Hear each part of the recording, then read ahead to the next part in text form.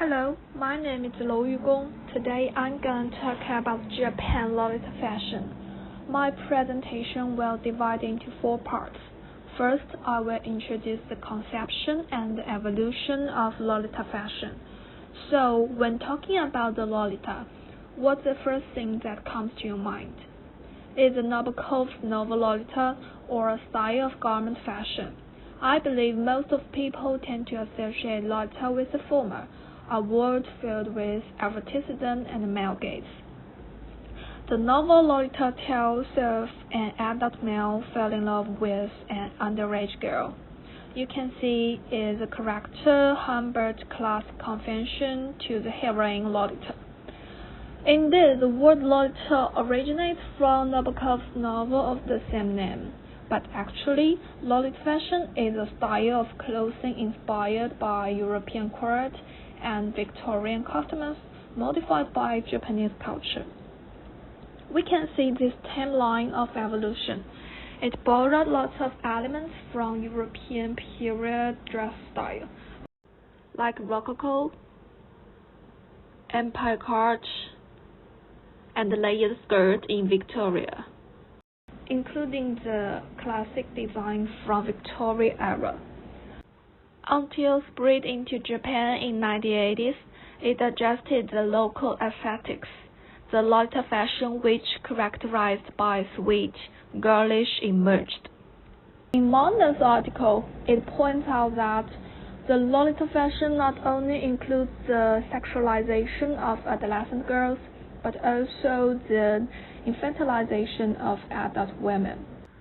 So many people criticize the trend of dressing up like adolescent girls is to satisfy the narrow and unhealthy male gaze and normative mode of femininity.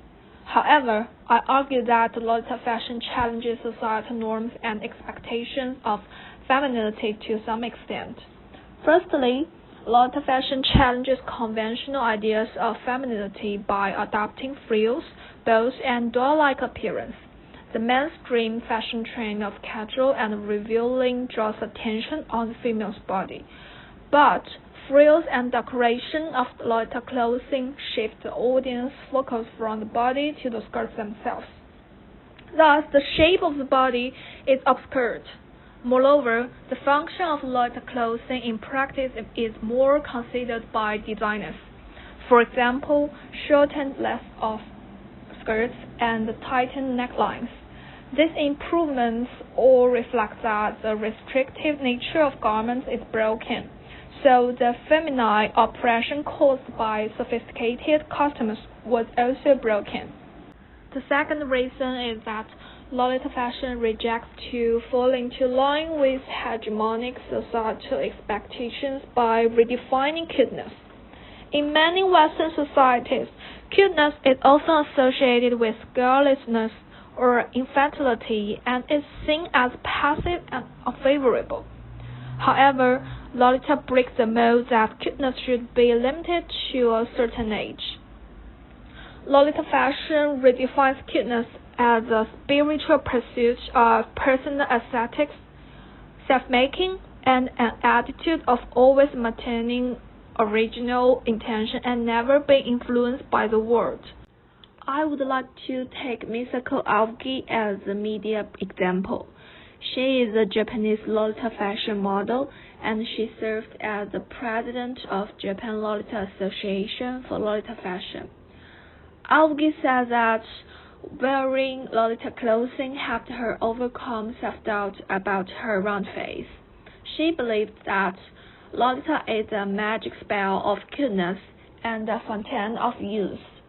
Lolita fans are drawn to its romanticism that defines assumed norms, rather than to a Victorian fantasy. As Aoki once stated, Lolita style allows anyone to be a princess, regardless of age. So, next part is my own critical thinking. I think Lolita fashion demonstrates a form of subversion and resistance to assumed norms indeed. However, the resistance of Lolita fashion is weak and compromised. Lots of Lolita fans build up an imagination barrier between themselves and societal expectations, but they do not overturn the current structure. Their rejection to maturity and social conformity to the normative mode of femininity do not truly shake the oppressive social structure, which cannot change the social and familial ties and obligations on the women. Their resistance is a static concept, so it makes little meaningful social impact. When the contradiction between self and social expectations is reconcilable, it will lead to the subject's self-anxiety.